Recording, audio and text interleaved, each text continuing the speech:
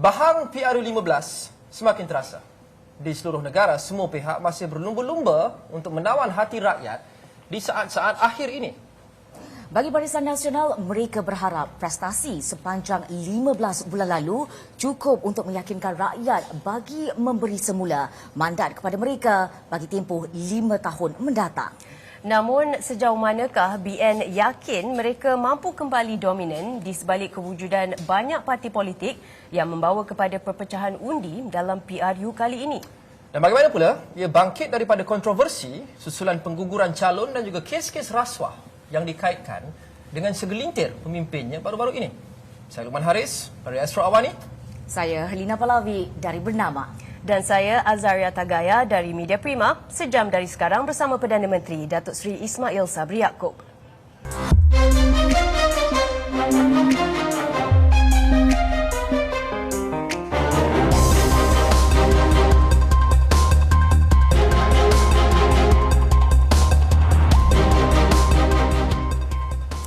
Dan sekarang kita bersama dengan tetamu khas kita yang amat berhormat Perdana Menteri Malaysia Datuk Seri Ismail Sabri Yaakob. Datuk Seri, apa khabar? Baik. Terima kasih kerana bersama walaupun penat. Walaupun penat. Hari ini program yang penuh hari ini sepanjang berkempen untuk PRU ke-15 ni. Penuh. Baik, sebab kita dah sekarang ni dah beberapa hari dah masuk tempoh kempen.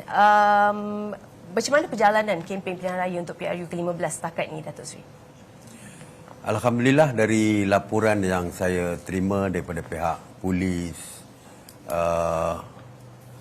kempen berjalan dengan lancar. Tidak ada isu yang besar yang melibatkan provokasi keganasan melampau. Ya, tidak ada. Tidak seperti hari penamaan calon dulu apabila berlaku kekecohan sedikit. Tapi sepanjang setakat hari ini masih tidak ada apa-apa yang serius. Dan saya mengharapkan supaya keadaan harmoni semasa berkempen ini diteruskan sehinggalah hari pembuangan undi pada 19 hari bulan nanti. Baik. Dan sepanjang tempoh berkempen ni ada tak dilihat seperti angin-angin kemenangan tu bertiup ke arah Barisan Nasional? Pendek ceritanya, Datuk Seri rasa Barisan Nasional BN boleh menang tak PRU kali ni? Of course. Saya mesti yakin BN menang, ya. Setakat hari ini dari segi mood, kalau saya tengok, saya dah pergi di Bern, memang saya sendiri berada di sini sepanjang hari. Saya juga sempat ke Johor, saya sempat ke Alor Gajah, Melaka. Saya lihat dari segi mood pengundi ini nampak banyak berubah berbanding dengan PRU ke-14. PRU 14 kita boleh kesan daripada awal lagi. Tetapi untuk kali ini keadaannya berbeza. Bukan setakat di kalangan pengundi Melayu, pengundi bandar, tetapi juga di kalangan pengundi-pengundi bukan Melayu, terutamanya kaum Cina. Nampak dari segi penerimaan tu jauh lebih baik daripada PRU ke-14 dulu. Jadi kalau tanya adakah saya yakin menang, tentu saja saya jawab yakin. Baik, Datuk Seri, kalau kita lihat ada segelintir golongan yang merasakan mereka tersisih, tidak merasai, tidak menikmati semua inisiatif yang telah Datuk Seri dan Kabinet lakukan. Pada pendapat Datuk Seri sendiri, sejauh mana kebenaran kepada kenyataan ini? Bajet Kali ini merupakan, saya kira, bajet yang terbaik. Yang pertamanya, bajetnya besar, paling besar dalam sejarah, 372.3 bilion ringgit, yang merupakan terbesar. Dari segi pembangunan, 95 bilion DE merupakan yang terbesar. Dan bajet kali ini mencakupi semua keseluruhan keluarga Malaysia. Di bandar, luar bandar, B40, M40, T20 pun termasuk. Begitu juga dengan petani, nelayan, penternak, kumpulan peniaga kecil, kumpulan peniaga PMKS, peniaga besar dan sebagainya yang melibatkan international trade, yang melibatkan perniagaan mereka secara di peringkat antarabangsa. Semua dari segi bajet kali ini menyeluruh. Dan satu lagi yang orang lupa, apabila kita memberikan subsidi terbesar juga dalam sejarah, 77.7 bilion ringgit tahun ini. yang menikmati subsidi tersebut bukan B40 semata-mata. Tetapi yang menikmati subsidi semua sekali. Termasuk T20. Kalau subsidi minyak, semua dapat. Subsidi elektrik, semua dapat. Tak kira rumah orang kaya atau rumah orang miskin. Jadi kali ini B40, kalau dulu kita kata fokus pada B40. Kali ini M40 pun kita memberikan perhatian. Malah saya kata tadi T20 pun dapat. Jadi secara keseluruhannya semua dapat memperolehi faedah daripada bajet yang kita bentangkan. Lepas tu saya ingin berbalik kepada PRU. Kita lihat strategi Barisan Nasional kali ini agak menarik juga, khasnya di beberapa kerusi. Antaranya meletakkan calon-calon di kawasan yang dianggap sebagai kawasan-kawasan panas, kubu kuat, pembangkang, termasuk di negeri-negeri seperti Selangor. Kita lihat Sungai Buloh sebagai contoh. Termasuk untuk mendepani dan berlawan dengan calon heavyweight pembangkang di kerusi-kerusi itu. Adakah Datuk Seri merasakan bahawa strategi BN ini akan mengena? Itu menunjukkan keyakinan kita. Kita yakin kita mampu menewaskan sesiapa saja termasuk nama besar daripada pembangkang. Kalau kita lihat di Sungai Buloh, kekalahan BN waktu itu adalah lebih daripada 20,000. 22 atau 26 saya tak ingat. Tapi waktu itu mungkin kerana calon ketika itu adalah calon bukan daripada UMNO. Sedangkan kawasan itu merupakan kawasan majoriti Melayu yang banyak. Jadi ini merupakan satu cabaran kepada orang Melayu. Sebab orang Melayu minta supaya kerusi tersebut diberikan kepada UMNO. Jadi apabila kita berikan kepada UMNO, tidak ada alasan lagi. Mereka tidak mampu untuk merampas kerusi tersebut kerana mereka kata kalau diberi kepada UMNO, kita boleh memenanginya. Jadi sebab itulah bagi kita, soal nama besar mereka bukan menjadi halangan untuk kita untuk bekerja kuat untuk memastikan kemenangan kita. Inilah yang saya sebutkan strategi dan juga keyakinan UMNO di dalam memenangi satu-satu kursi yang dipertandingkan. Tapi Datuk Seri, sebelum ni ada cakap-cakap tentang perselisihan pendapat dalam parti BN itu sendiri berhubung dengan isu-isu dalam parti. Ada juga pertelagahan ketika isu pemilihan calon. Jadi faktor-faktor ini tidak akan memberi kesan yang impak negatif di kacamata pengundi terhadap BN. Isu yang berkaitan dengan isu dalaman ini sebenarnya digembar-gemburkan oleh pihak musuh. Ya. Sedangkan sebulan ataupun 2-3 minggu sebelum pilihan raya, saya bersama dengan Presiden UMNO turun ke 4 zon dalam program Solidarity yang memberikan optik kepada rakyat bahawa sebenarnya tidak ada perpecahan. Perselisihan pendapat memang diraihkan di dalam parti yang besar seperti UMNO. Tetapi tidaklah sehingga membawa perpecahan. Sebab itu kita turun bersama. Saya dengan dia turun bersama. Dengan kepimpinan tertinggi UMNO dan sebagainya. Dan juga Barisan Nasional. Maknanya, kita nak tunjukkan kepada rakyat, isu perpecahan dalaman tidak ada. Dan juga isu perpecahan antara BN, komponen dengan UMNO juga tidak ada. Sebab itu setiap kali program, kepimpinan Barisan Nasional juga bersama. Tapi dari segi soal calon, tidak pernah perfect sebenarnya dari segi soal pemilihan calon daripada dulu pun. Memang setiap kali pilihan raya tentu akan ada isu yang tak puas hati tentang calon. Jadi perkara itu berlaku merupakan lumrah pilihan raya. Bukan saja UMNO. Kalau kita lihat DAP juga timbul isu yang menyebabkan bantahan daripada kalangan mereka. Sebagai contoh di Bentong, mantan MP Bentong Wong Tak digugurkan dan diganti dengan calon lain yang menyebabkan Wong Tak bertanding bebas kerana tak puas hati dengan apa yang dibuat oleh DAP. Begitu juga dengan PKR. Calon-calon dia juga ada yang tak puas hati.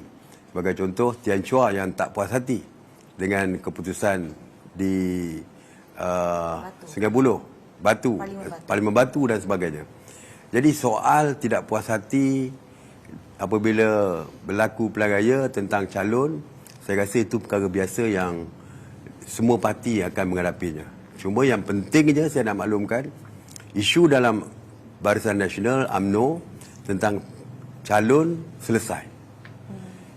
Saya pernah berucap di setiap kali perjumpaan.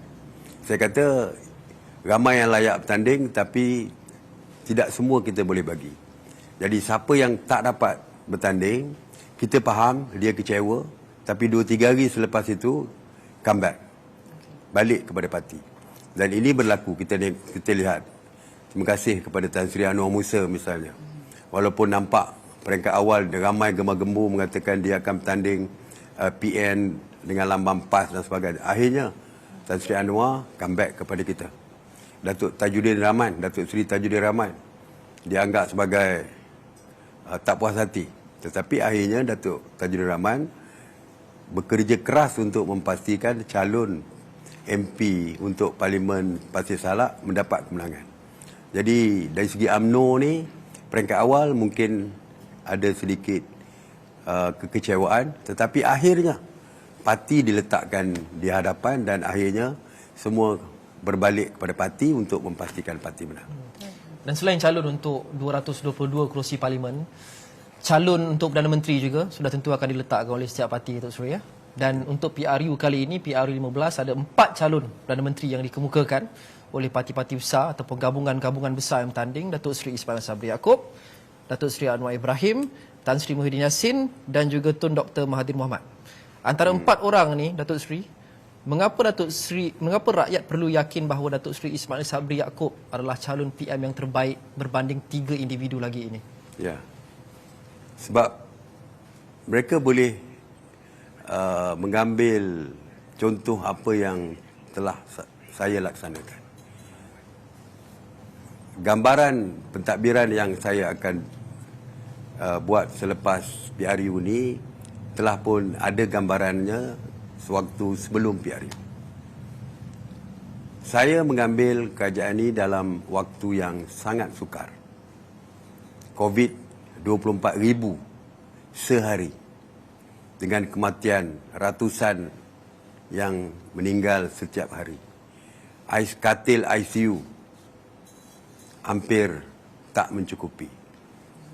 Ekonomi dalam keadaan yang amat teruk kerana sektor ekonomi telah ditutup hampir sepenuhnya. Perebutan kuasa di dalam politik ketika itu dari segi kestabilan politik langsung tidak ada sebab 2 Perdana Menteri telah bertukar. Tapi cuba lihat dalam setahun 4 bulan apa pencapaian yang telah saya lakukan. Dari segi COVID 24,000. Akhirnya kita menjadi negara yang terbaik, salah satu negara terbaik di dalam kita menyelesaikan isu COVID apabila vaksinasi kita menjadikan salah satu yang tertinggi daripada peratusan rakyat yang mendapat vaksinasi berbanding dengan negara-negara lain di dunia ini. Ekonomi memang teruk ketika itu. Tapi hari ini, semalam, Bank Negara mengisytiharkan untuk KDNK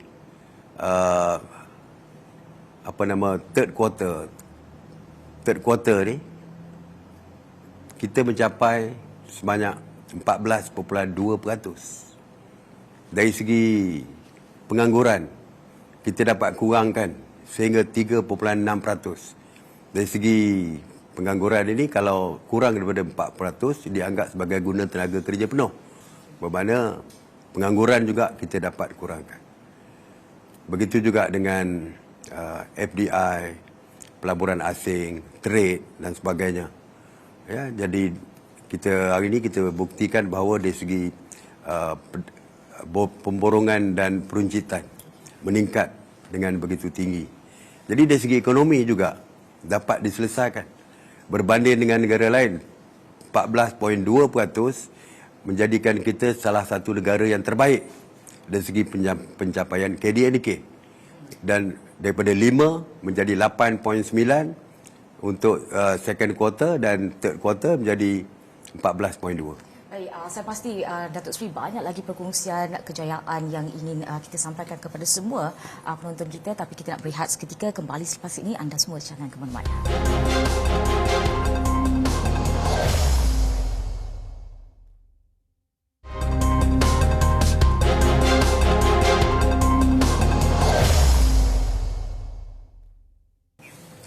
Kembali bersama kami dalam temu bual khas bersama Perdana Menteri dan sebentar tadi sebelum kita berhenti berehat, kita ada tanyakan soalan kepada Yang Amat Berhormat Perdana Menteri tentang mengapa antara 4 calon Perdana Menteri yang dikemukakan Datuk Seri Ismail Sabri yang paling layak, dan 2 antara kejayaan ataupun sebabnya telah diberitahu, dan kita akan tanya lagi Datuk Seri tentang apa lagi kelebihan Datuk Seri. Okey, dari segi kestabilan politik. Okey.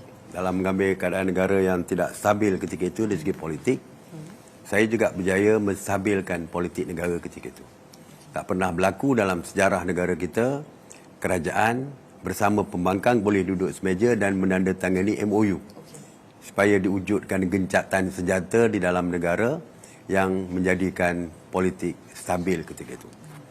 MA63, pindaan perlembagaan diluluskan dengan sokongan semua pihak, sebulat suara. Undang-undang anti lompat parti yang tak pernah, dah lama dah kita bercakap soal lompat parti, Akta ni, tak pernah diluluskan. Waktu saya diluluskan dengan begitu tenang dan tidak ada bantahan daripada siapa pun. Jadi, akhirnya politik dapat distabilkan. Kalau kita banding dengan yang lain, Dr. Seri Anwar tak pernah membuktikan kejayaan dia sebagai Perdana Menteri. Dr. Mahathir memerintah selama 22 bulan, tapi digulingkan oleh parti mereka sendiri, parti gabungan mereka sendiri. Dan selepas itu Tan Sri Muhyiddin juga selepas 18 bulan juga tumbang. Dan saya walaupun 14 bulan tapi tidak ditumbangkan oleh sesiapa.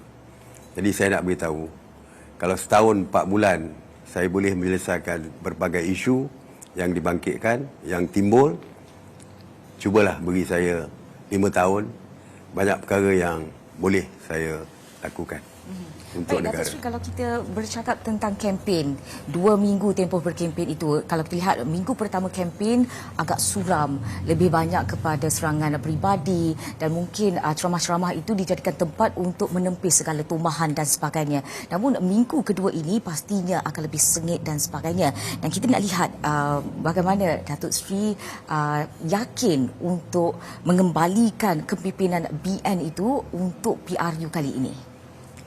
Okey, saya percaya yang dari segi kempen menjadi semakin sengit dan saya bimbang, takut isu peribadi lebih banyak dibangkitkan. Tetapi kita di peringkat Barisan Nasional, kita tidak memfokuskan isu peribadi ini, titik bengik peribadi ini. Ya. Karakter assassination tidak menjadi satu poin untuk kita menjadikannya sebagai salah satu bahan untuk kempen. Kita lebih menjual produk kita. Apa yang kita offer untuk rakyat. Dan alhamdulillah dari segi manifesto kita jauh lebih baik daripada manifesto parti lain. Sebab manifesto kita sebahagian besarnya adalah kita daripada bajet yang telah pun dibentangkan. Saya selalu menyebutkan, bila kita menggunakan bajet sebagai manifesto kita, ianya bukan janji kosong sebab semuanya budgeted for.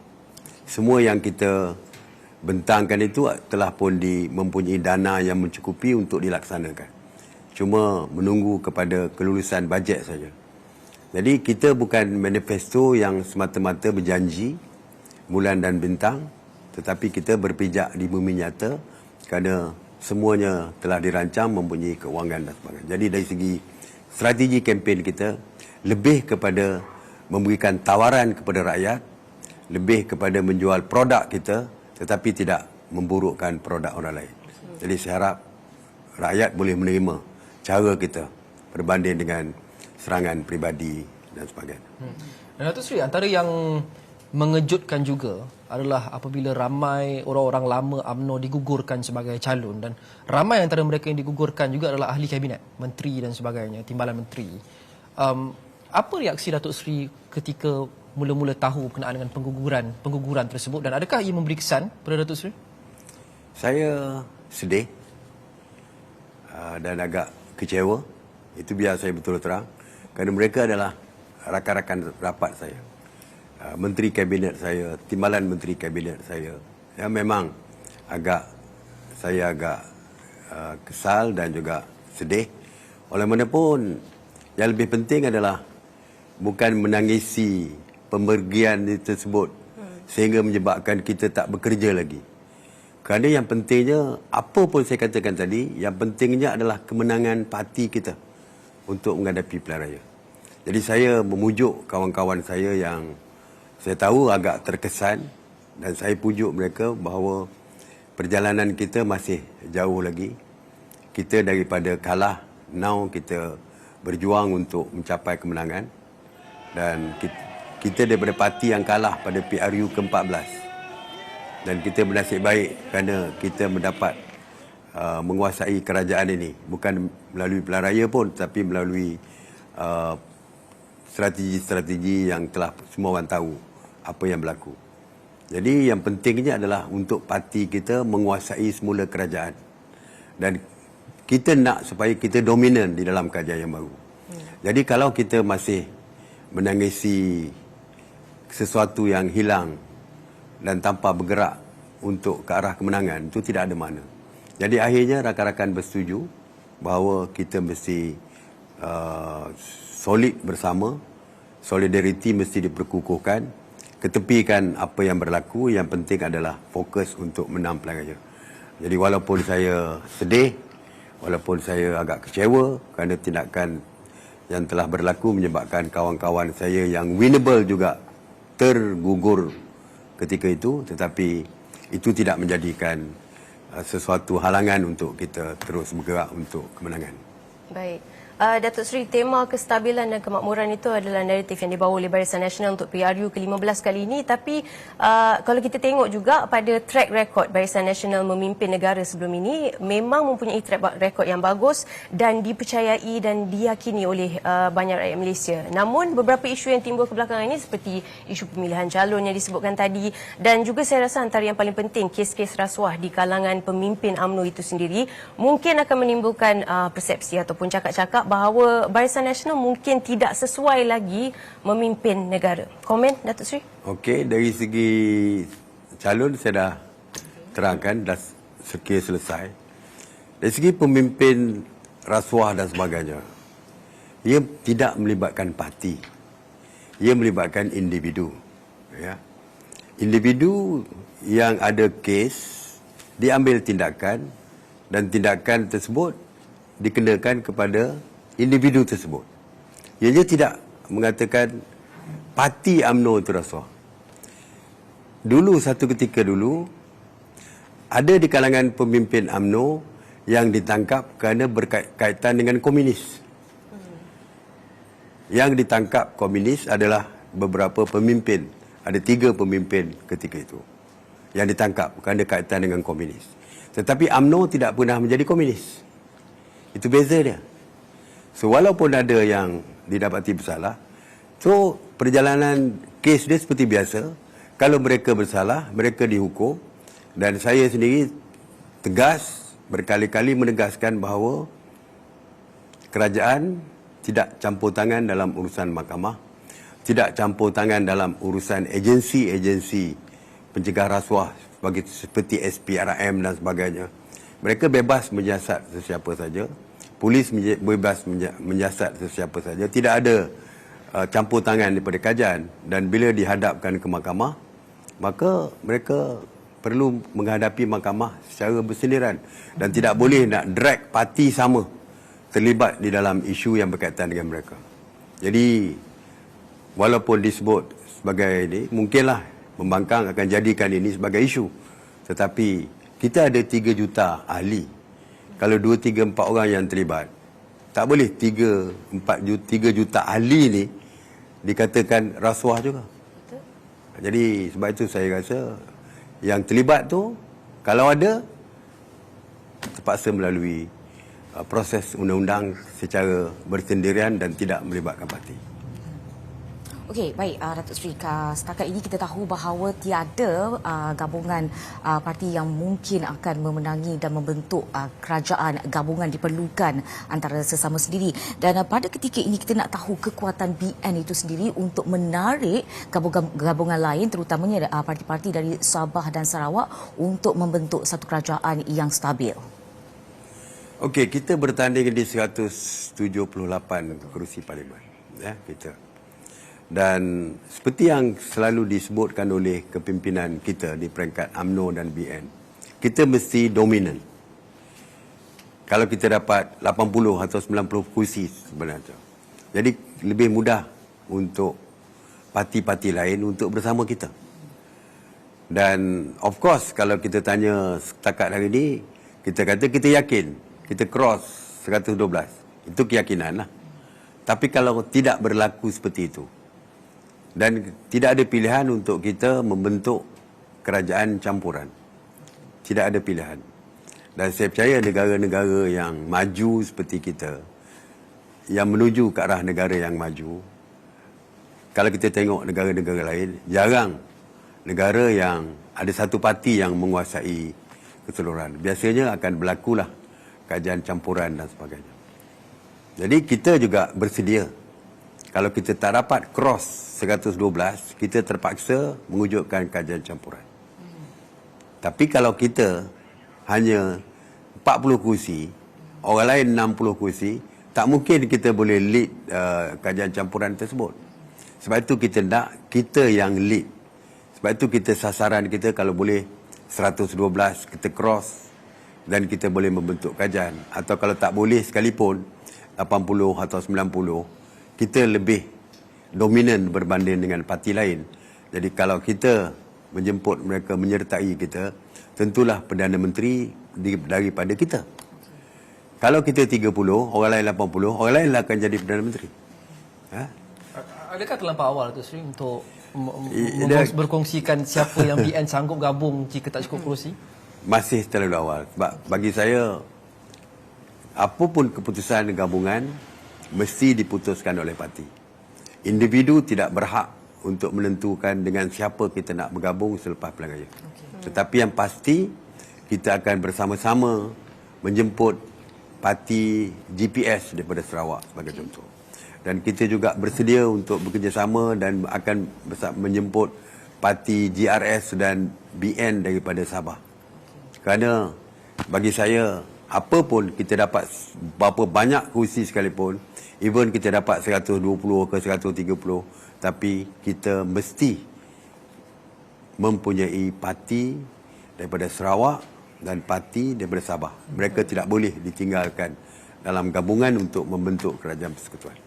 Banyak lagi kita akan bincangkan bersama dengan Yang Berhormat Perdana Menteri. Selepas ini kita berhenti rehat seketika. Jangan ke mana-mana, kita akan kembali selepas ini.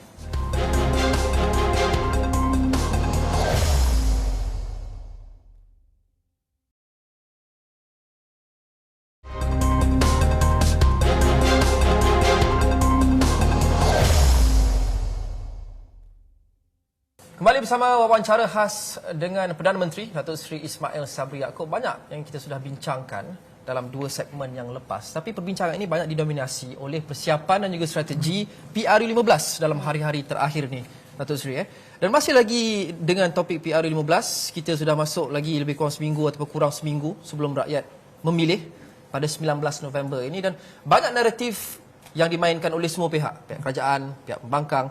Tapi salah satu naratif yang agak dominan sekarang ini adalah persoalan mengenai pencalonan Datuk Seri selaku Perdana Menteri pasca PRU15. Banyak yang dimainkan bahawa satu undi untuk calon PN di mana sahaja adalah bersamaan dengan satu undi untuk Datuk Seri Ahmad Zahid Hamidi, bukan Datuk Seri Ismail Sabri Yaakob sebagai PM. Ada juga yang mengatakan bahawa Datuk Seri Ahmad Zahid yang akan menjadi Perdana Menteri jika UMNO menang dalam PRU akan datang. Apa respon Datuk Seri kepada semua naratif itu? Okey, sebenarnya isu siapa jadi PM selepas PRU15 tak sepatutnya timbul. Sebab isu itu dah jelas di dalam UMNO siapa sebenarnya yang dicadangkan oleh UMNO. PAU ataupun sebelum PAU ni saya sebut MT dulu. Ya. MT telah membuat keputusan bahawa sebulat suara MT memutuskan saya sebagai calon PM selepas BN menang. Kalau BN menang dalam PR15, saya calon Perdana Menteri. Dan perkara ini juga dibawa ke dalam mesyuarat Majlis Tertinggi BN, Jawatankuasa Tertinggi Barisan Nasional, yang mana semua komponen bersetuju dari segi cadangan mencalonkan saya sebagai Perdana Menteri. Dan otoriti tertinggi di dalam parti kita adalah parti UMNO ini adalah PAU, Perhimpunan Agung UMNO. Dan PAU juga sebulat suara memutuskan saya sebagai Perdana Menteri. Dan baru-baru ini dalam mesyuarat perwakilan bahagian-bahagian, daripada 190 bahagian yang boleh bermesyuarat, 156 bahagian membuat usul mencadangkan saya sebagai calon Perdana Menteri selepas PRU ke-15. Jadi dari segi parti sudah tidak ada isu, sudah tidak ada soal timbul siapa yang lain dan sebagainya. Kerana semua peringkat parti telah pun membuat keputusan. Kalau kita sebut perwakilan bahagian, yang mewakili mesyuarat perwakilan bahagian adalah ketua-ketua ataupun wakil dan wakil cawangan. Mana sampai ke grassroots pun bersetuju supaya saya menjadi Perdana Menteri. Dan apabila timbul isu ini, yang kita nampak tujuan dia adalah untuk melaga-lagakan antara saya dengan Presiden, semua Presiden komponen membuat statement. Datuk Seri Wee Ka Siong, Presiden MCA buat statement bahawa MCA sebulat suara bersetuju dengan saya. Datuk Seri Vigneswaran, Presiden MIC, mengatakan MIC sebulat suara bersetuju dengan saya. Atta Joseph Kurup yang mewakili parti PBRS juga mengatakan yang sama. Dan kepimpinan UMNO sendiri, Datuk Seri Dr. Datuk Seri Mahathir Khalid selaku Vice President, begitu juga dengan Tok Mat selaku Timbalan Presiden. Malah yang terakhir adalah Datuk Seri Zahid Hamidi 2 hari lepas di Melaka menekankan bahawa tidak ada bertukar ganti lagi, keputusan tetap juga Ismail Sabri sebagai calon Perdana Menteri selepas PRU ke-15. Dan semua keputusan yang disebutkan tadi, selagi tidak di-reversekan, ianya akan terus menjadi keputusan yang mesti dipatuhi.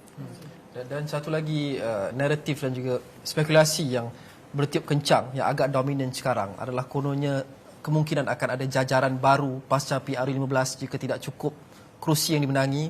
Kemungkinan akan menyaksikan sesuatu yang kita tidak jangka akan berlaku, iaitu BN mungkin akan bekerjasama atau bergabung dengan Pakatan Harapan. Itu juga antara spekulasi yang bertiup kencang sekarang. Jadi apabila kami sudah dapat top 5 UMNO dan juga Perdana Menteri, mungkin sesuai untuk kita tanyakan kepada Datuk Seri, adakah itu sebahagian daripada possible strategi jika terpaksa selepas PRU15 ini? Bagi saya tak mungkin berlaku. Sebab di dalam PAU, Perhimpunan Agung UMNO, di dalam MT, keputusan telah dibuat no Anwar, no DAP. No PKR, no DAP. Dan keputusan tersebut adalah keputusan, saya kata kalau PAU tu yang otoriti tertinggi. Dan kalau nak reverse keputusan tersebut, bawalah balik ke MT dan bawa balik ke Mesyuarat Agung Luar Biasa untuk memutuskan sebaliknya. Selagi tidak ada keputusan seperti itu, maka keputusan yang no Anwar, no DAP itu akan terus kekal. Dan saya percaya tidak ada siapa pun di kalangan UMNO, kepimpinan tertinggi mana sekalipun, yang boleh mengubah keputusan MT dan juga boleh mengubah keputusan PAU dengan cara bersendirian. Dia mesti diputuskan oleh parti. Baik, Datuk Seri, seringkali kita dengar bahawa PH Pakatan Harapan selalu memainkan propaganda di mana sekiranya BN menang pilihan raya umum ke-15 ini, beberapa perkara akan terjadi, misalnya akan membebaskan Datuk Seri Najib Tun Razak dan menjatuhkan kes-kes Datuk Seri Zahid Hamidi dan juga beberapa ahli-ahli UMNO yang terpalit dengan rasuah. Namun kita kadang-kala terlupa, sebaik sahaja kemenangan PH pada pilihan raya umum yang lalu, Anwar dibebaskan, kes Lim Guan Eng juga dibebaskan, tidak diambil kira, dan mereka juga melantik, kita lihat ketua MACC daripada kalangan mereka dan juga mengambil peguam untuk dijadikan AG. So pandangan Datuk tentang isu ini, propaganda yang dimainkan PH ni? Sebenarnya kalau kita lihat PH ni, orang Melayu kata, gajah depan mata tak nampak, kuman di seberang laut nampak. Dia nampak kesalahan orang lain, tetapi sebenarnya yang melakukan kesalahan yang paling banyak adalah mereka. Saya setuju, kes telah pun berjalan dan saksi telah pun dipanggil. Tetapi apabila mereka mengambil alih pemerintahan, oleh kerana Lim Guan Eng mereka mungkin nak lantik sebagai Menteri Keuangan, kes digugurkan. Dan beberapa orang di kalangan kepimpinan mereka, termasuk kalau tak silap saya Sibarasa dan sebagainya dalam senarai itu banyak yang mana kes telah digugurkan terhadap mereka. Inilah beza antara BN dengan mereka. Kalau tengok pemimpin BN, saya sendiri konsisten dengan pendirian kita bahawa kita tidak campur dalam urusan mahkamah. Just imagine, pemimpin besar kita, Datuk Seri Najib, bekas Perdana Menteri BN, bekas Presiden UMNO. Tapi apabila berhadapan dengan kes di mahkamah, keputusan kerajaan tidak campur tangan di dalam urusan mahkamah. Dan kita kotakan apa yang kita cakap. Inilah beza antara mereka dengan kita. Mereka cakap saja, menunjukkan mereka lah pejuang hak asasi, mereka lah yang menghormati kedaulatan undang-undang, tetapi mereka lah yang melanggar segala apa yang mereka janjikan untuk uphold, untuk mengangkat martabat sistem perundangan, judiciary dan sebagainya. Tapi mereka yang melanggar semua perkara itu. Jadi inilah, kalau rakyat nak tengok perkara yang sebenar, perbezaan antara Barisan Nasional dengan Pakatan Harapan, inilah jelas bahawa kita yang lebih konsisten dan benar-benar patuh kepada apa yang kita perkatakan, sedangkan mereka hanya menjadikan itu sebagai bahan politik, tetapi sebenarnya mereka lebih teruk daripada apa yang kita lihat hari ini, yang digambarkan oleh mereka tentang parti mereka. Tambah sedikit, dekat Datuk Seri rasakan PH yang dulu itu sama juga PH yang sekarang. Kalau dulu, kalau kita lihat Perdana Menterinya ataupun diterajui oleh Tun Dr. Mahathir Mohamad, tapi kali ini ia akan diterajui oleh Datuk Seri Anwar Ibrahim. Adakah ia masih mengekalkan PH konsep yang sama ataupun ada perbezaan daripada segi pemimpin itu? Bagi saya sama saja. Okey. Ya. Yang tidak ada Dr. Mahathir saja. Okey. Yang lain masih ada seperti biasa dan polisi parti mereka sama juga, tidak berubah. Jadi kalau dulu dengan sekarang, kalau kita kerana dah ada perubahan sedikit dari segi kepimpinan, tapi asasnya tetap sama. Seperti kita lah, UMNO. Walaupun banyak berlaku perubahan, tapi prinsip perjuangan kita tetap sama. Jadi parti itu sama.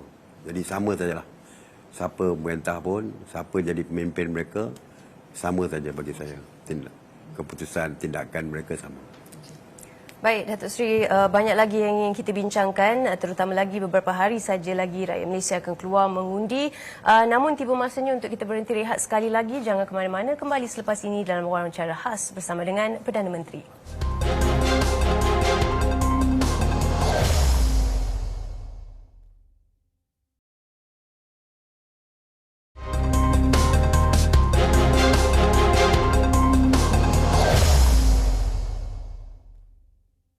Terima kasih kerana masih bersama dengan kami. Kami masih lagi dalam wawancara khas bersama Yang Amat Berhormat Perdana Menteri Malaysia, Datuk Seri Ismail Sabri Yaakob. Datuk Seri, tadi kita dah membincangkan tentang pencapaian kerajaan sepanjang ini dan juga perancangan untuk masa depan. Namun sekarang ni menuju beberapa hari lagi sebelum hari mengundi. Apa kata kita cerita lebih ke arah perancangan masa depan kerajaan akan datang? Katakan jika Datuk Seri Ismail Sabri diberi peluang untuk memimpin negara sekali lagi. Straight to the point lah. What can you offer in the next 5 years? Okey, pastinya saya mesti tidak boleh lari daripada manifesto Barisan Nasional. Selari dengan manifesto, slogan manifesto kita iaitu untuk kestabilan kemakmuran. Jadi yang pentingnya adalah untuk menstabilkan politik, kerana seperti kita tahu syarat untuk kemakmuran ini adalah kestabilan dari segi politik. Jadi ini akan dijadikan sebagai satu garis panduan saya, dan yang pastinya adalah fokus kepada ekonomi itu penting. Ya, kita telah berjaya seperti saya sebutkan tadi, dari segi KDNK kita mencapai sehingga 14.2%, pengangguran dapat dikurangkan. Jadi perkara ini akan kita teruskan. Mungkin kita akan menambah baik mana-mana kekurangan yang perlu kita tambah baik, dan fokus merangkumi semua. Dari segi wanita, dari segi belia, sebagai contoh belia, dari segi kekurangan pekerjaan, ya, dari segi yang itu kita akan memberikan fokus juga di dalam apabila saya kalau diberi ruang untuk mengambil alih kerajaan ini. Dan ramai yang bercakap soal kabinet saya terlalu besar. Saya akui memang terlalu besar, dan pastinya saya akan mengecilkan kabinet saya. Dan dari segi kepelbagaian kepakaran tu akan saya jadikan sebagai sebahagian daripada panduan saya untuk membentuk kabinet nanti. Bukan saja terdiri daripada ahli politik, tetapi dari segi teknokrat dan sebagainya akan dimasukkan. Satu lagi yang akan menjadi fokus adalah dari segi kos sara hidup, yang merupakan isu besar, dan ini juga salah satu daripada manifesto daripada Barisan Nasional, iaitu untuk menyelesaikan isu kos sara hidup, kenaikan harga barang dan sebagainya. Dan ini merupakan satu perkara yang besar, ya, kerana ketidaktentuan dari segi isu geopolitik di Eropah, Ukraine, Rusia dan sebagainya, dan inilah perkara yang perlu diberikan fokus. Selain daripada itu, kita akan perkasakan semua agensi kerajaan, ya, dan juga jabatan-jabatan di dalam kerajaan. Banyak rungutan tentang kerenah birokrasi yang melampau di dalam jabatan kerajaan. Kelulusan ini yang kadang-kadang menghindarkan kemasukan peniaga pelabur-pelabur asing ke negara kita. Dan jika dibandingkan dengan negara-negara lain yang mana setiap kelulusan tu terpaksa tunggu begitu lama dan sebagainya berbanding dengan negara lain. Kerenah birokrasi merupakan kerenah yang perlu diberikan fokus. Dasar luar juga kita mesti ubah, kerana Malaysia pernah menjadi kehadiran Malaysia di luar negara dengan dasar luarnya memang amat dirasai satu ketika dulu. Tetapi mungkin akhir-akhir ini mungkin agak kurang, mungkin kerana masalah sewaktu COVID dan sebagainya kita kurang menyerlah, tetapi kita mesti mengembalikan keagungan lepas, iaitu dari segi peranan kita dengan dasar luar kita perlu dilihat lebih terlibat, dan kehadiran kita di dalam memperjuangkan isu-isu besar dirasai oleh dunia. Jadi ini juga satu perkara yang akan diberi perhatian.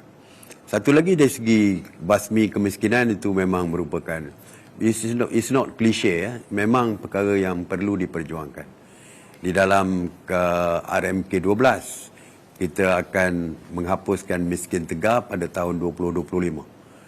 Jadi ini perkara-perkara kemiskinan ini mesti diteruskan. dan juga merapatkan jurang antara bandar dan luar bandar mesti diteruskan. Begitu juga untuk merapatkan jurang antara wilayah. Dan sebab itulah saya akan memfokuskan juga,